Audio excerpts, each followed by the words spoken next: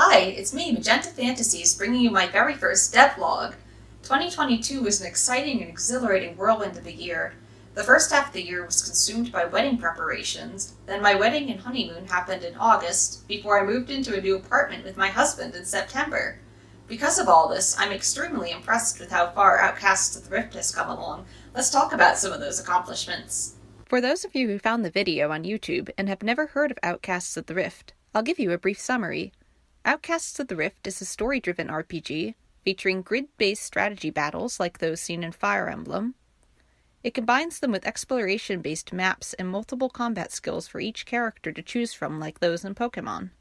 Without further ado, let's look at some of my major accomplishments from 2022. One of my favorite accomplishments was that I finalized all 7 main characters' assets. One of my favorite parts about Outcasts of the Rift is the way the character portraits appear.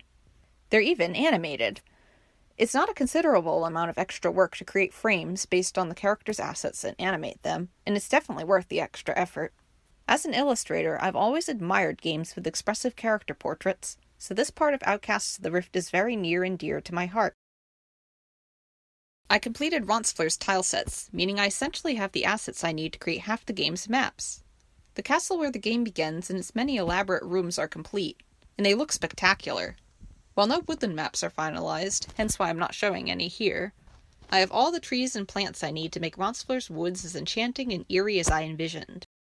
More assets may be created for Ronslure environments on an as-need basis, but overall Ronslur's tile sets are finished. While these haven't been finalized, I implemented musical tracks in a few early scenes, and I have experimented with several sound effects to help bring the world of Outcasts of the Rift to life. I've been hard at work fixing bugs and refining both styles of gameplay in Outcasts of the Rift. The SRPG battles programmed so far have been balanced and the exploration maps can be freely wandered. Dawn has a complete sprite sheet, and one enemy sprite sheet has been finished. Attack animations have been designed for several dark, light, and morph magic spells, as well as a few melee attacks. The basic UI, short for user interface, is complete. UI design is like cleaning. You don't notice when it has been done well, but you certainly notice when it has been done poorly. It isn't the most glamorous part of game development, but it is important for players to be able to access commands and choices in-game, as well as viewing dialogue and information. Outcasts of the Rift now has an official website. There is more work to be done on the website, but I'm still very proud of it in its current state. Expect to see more content added in 2023, including character profiles, lore, and gameplay information. Also, Outcasts of the Rift now has an official Kickstarter preview page. Please follow the Kickstarter page if you are interested in helping fund Outcasts of the Rift and bringing it to life. Creating an account and backing a Kickstarter project is as easy as making any other online purchase. I have begun creating Michelle and Odette's sprites. This was made easier by my next accomplishment. I discovered a way to greatly expedite sprite creation by doing every step in Adobe Illustrator. Previously, I would bring the parts, head, limbs, tail, etc., into Photoshop, create them as individual layers, pose them there, and save them as sprites. This was very tedious, especially if I made changes to any of the parts. When I discovered that vector programs could be used to create sprites, I decided to learn how to create sprites this way. It was definitely worth it, and saves me a lot of time and frustration. Now I pose and arrange all my sprites in Illustrator and export them as ping images. Many more character assets are in progress. These secondary characters, and a few tertiary characters, have been drawn digitally and exist in a flat color stage. Roughly half the playable cast is now rendered digitally to some degree. Most important of all, I've begun programming and setting up the final game build! Yes, I had to say it that dramatically. This is the most important step in game development. The game file was meticulously prepared and organized before I started programming. I placed any kind of completed assets, plugins, and scripts in their necessary folders. So far, the game consists of 20 to 30 minutes of continuous gameplay. Now that I've shared what I've accomplished working on Outcasts of the Rift in 2022, I'll share my goals for 2023. Depending on external circumstances, the Kickstarter funding campaign will probably launch in Q3 or early Q4 of 2023. It could launch later, but almost certainly won't launch earlier. My goal was to start a Steam storefront for Outcasts of the Rift in 2023, and I've already accomplished that. I'm off to an excellent start this year. The Steam storefront launched in late January.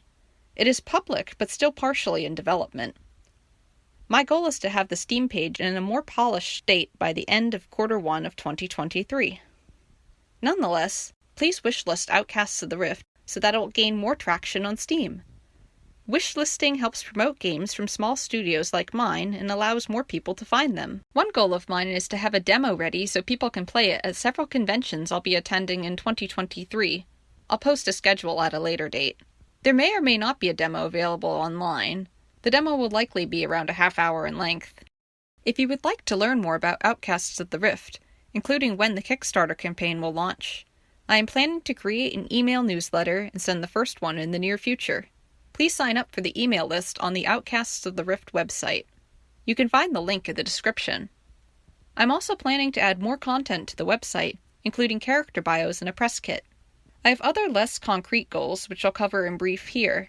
These include completing the game script, creating every attack animation, creating assets for the secondary characters and Book 1 characters, designing more tile sets, polishing the UI, particularly the menus, and most importantly, making all of Book 1 playable, even if I need a placeholder asset or two. One of my goals for 2023 was to release my first devlog.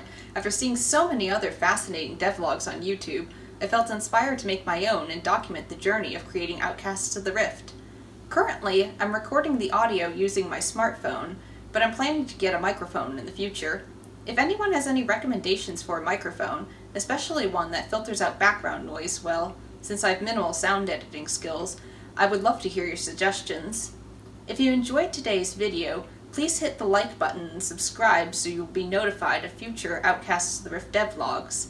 For the latest news, you can also follow me on social media, particularly Instagram and Tumblr, where I'm most active and post the bulk of my Outcasts of the Rift related content. That's all I have for today's video. See you next time!